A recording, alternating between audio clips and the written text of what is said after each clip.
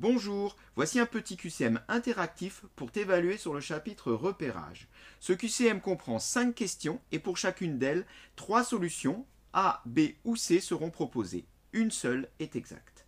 À l'issue de la dernière question, je te donnerai les solutions puis une correction détaillée si tu le souhaites. C'est parti, tu peux commencer. Question 1, on te demande de lire graphiquement les coordonnées du vecteur AB. Tu peux mettre la vidéo en pause. Question 2, on te donne les coordonnées de 3 points. Il faut déterminer les coordonnées du quatrième, sachant que les 4 points forment un parallélogramme. Tu peux mettre la vidéo en pause. Question 3, on te donne les coordonnées de 4 points maintenant.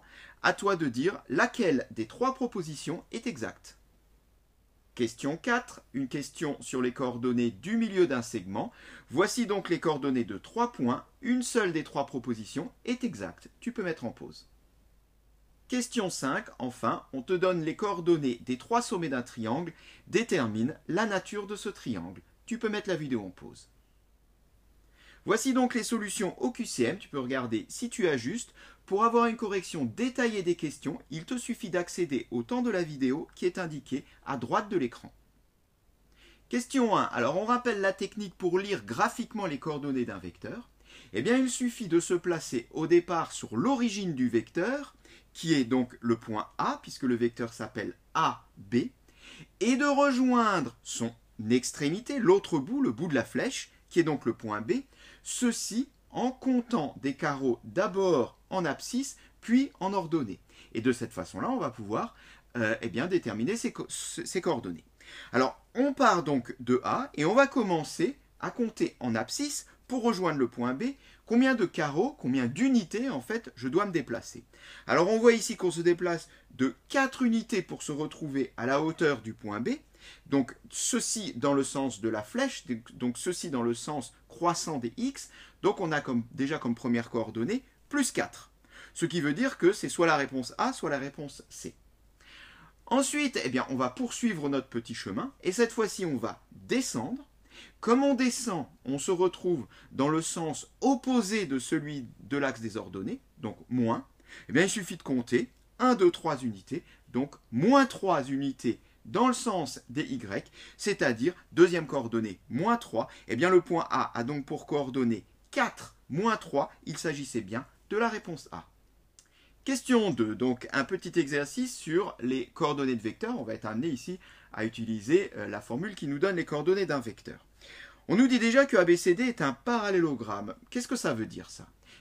Si on utilise la propriété qui caractérise le parallélogramme, ça veut dire par exemple que AB égale DC.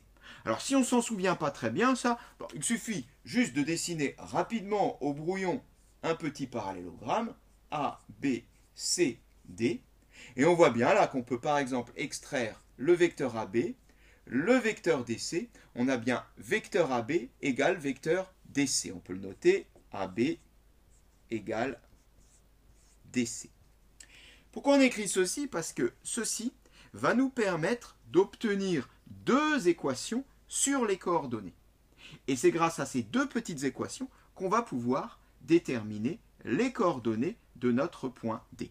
Alors, ce qu'on va faire déjà, c'est déterminer les coordonnées de AB, du vecteur AB. C'est facile. Je prends donc, j'applique la formule qui me dit que de façon générale, les coordonnées de AB, c'est xb moins xa, yb moins yk. Donc, je mets ici en tête les coordonnées du point B et en deuxième position, les coordonnées du point A. On va le détailler. Donc, pour le point B, on a dit que c'est moins 4, moins 1. Moins les coordonnées du point A, 2, 3. On peut ainsi calculer donc ces coordonnées. Moins 4, moins 2, ça fait moins 6. Moins 1, moins 3, ça fait moins 4. Voilà. J'ai les coordonnées de AB. Les coordonnées de DC. On fait pareil. On met d'abord les coordonnées du point C, qui sont 2, 4, moins les coordonnées de D. Alors, c'est justement celles que je cherche, donc je vais les appeler XD et YD. Voilà.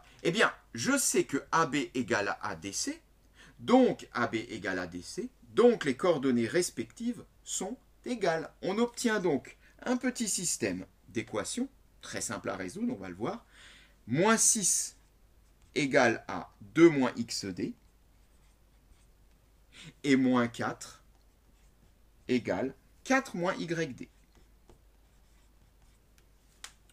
Voilà, pour le reste, ce sont deux petites équations qu'il faut résoudre. On peut les résoudre chacune dans leur coin ou simultanément, ça n'a pas d'importance. Donc, je vais commencer par la première. Donc, moins 6 égale à 2 moins xd. Ça fait donc xd égale à 2 plus 6. Bon, je vais un peu vite, j'explique quand même. Donc, le moins xd, je l'ai ramené à gauche, il devient plus. Le moins 6, je l'ai ramené à droite, il devient plus. Du coup, ça fait xd égale à 8. On fait la même chose pour yd. Donc, l'équation est moins 4 est égal à 4 moins yd. Donc, ça nous fait yd est égal à 4 plus 4. Le moins yd est passé à gauche, il devient plus. Le moins 4 est passé à droite, il devient plus. Soit yd est égal à 8.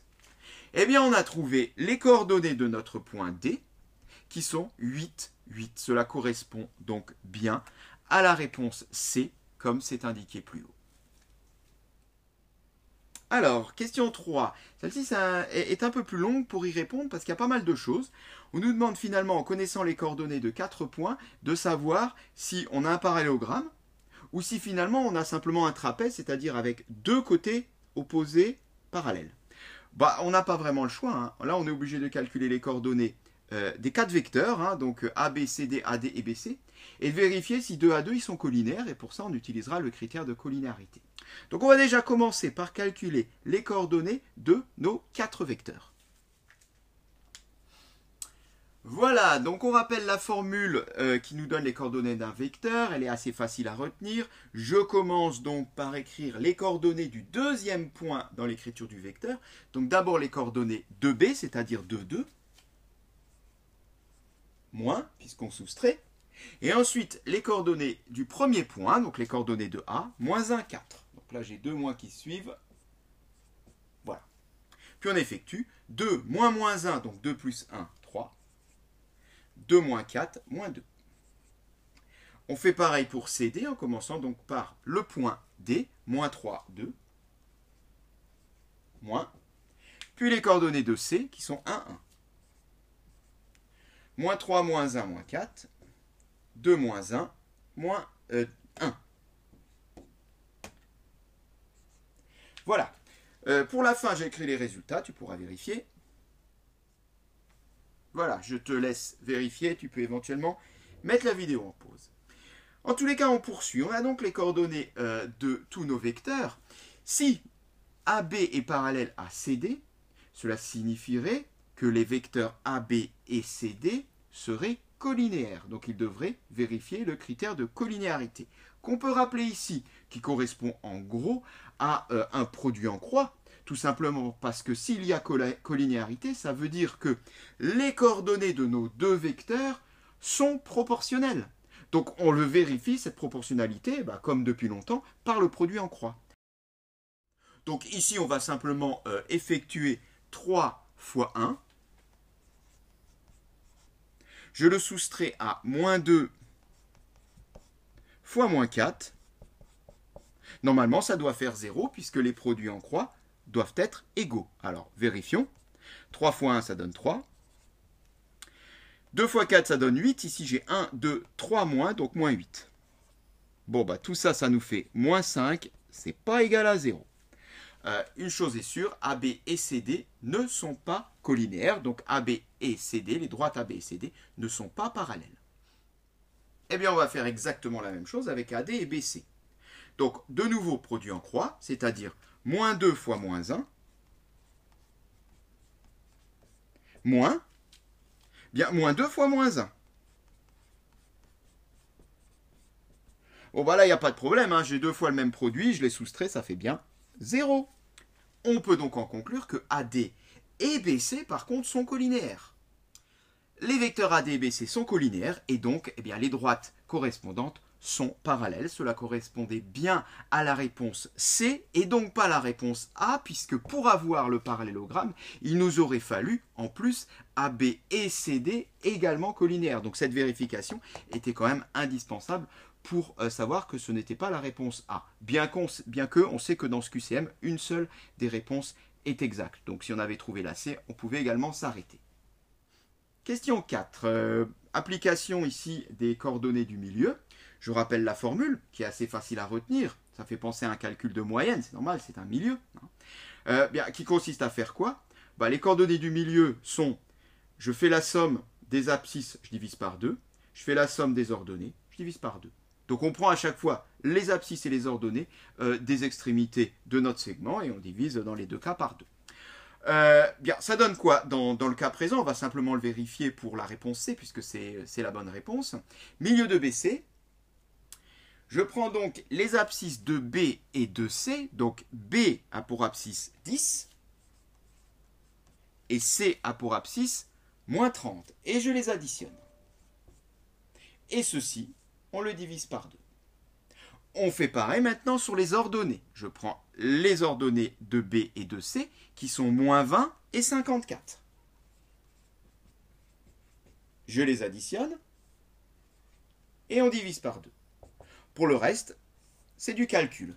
10 moins 30, ça nous fait moins 20. La moitié de moins 20, c'est moins 10.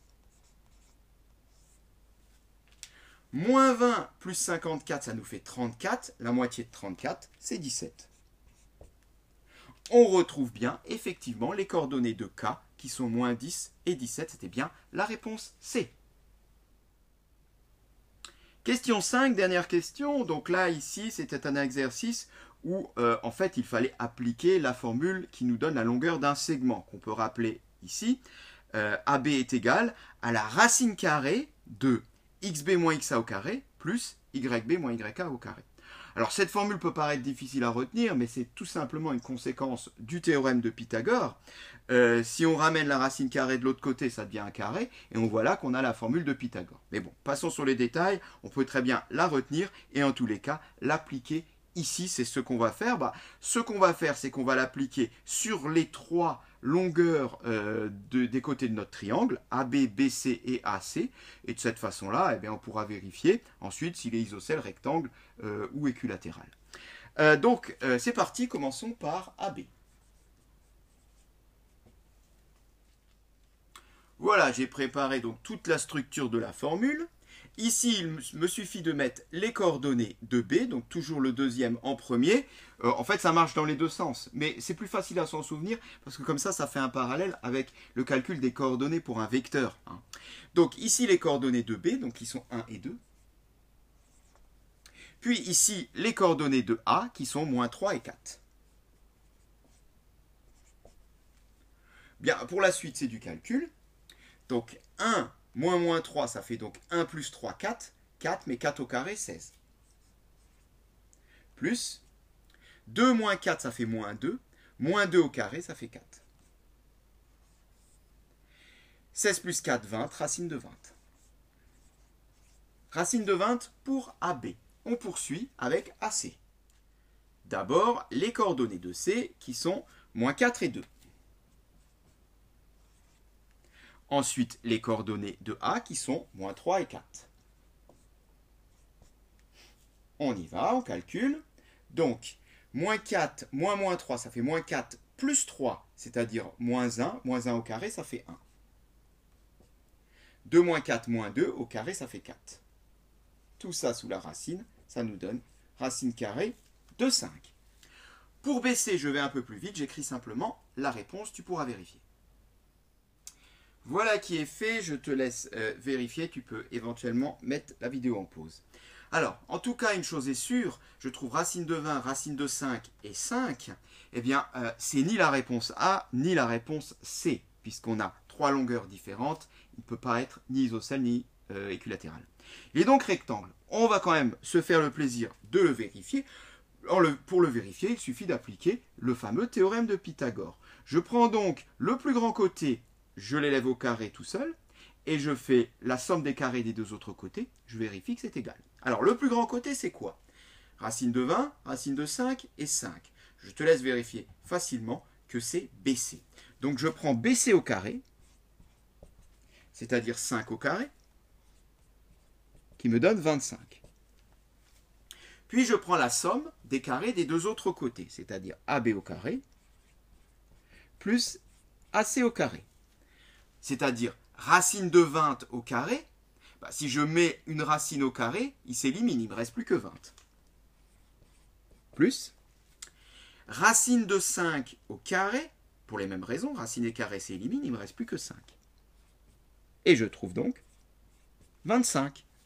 Eh bien, BC au carré égale AB au carré plus AC au carré, d'après le théorème de Pythagore, plus précisément la réciproque du théorème de Pythagore, mais ne pinaillons pas, on peut en déduire que le triangle ABC est rectangle, on peut même en déduire qu'il est rectangle en A. Et cette séquence est terminée.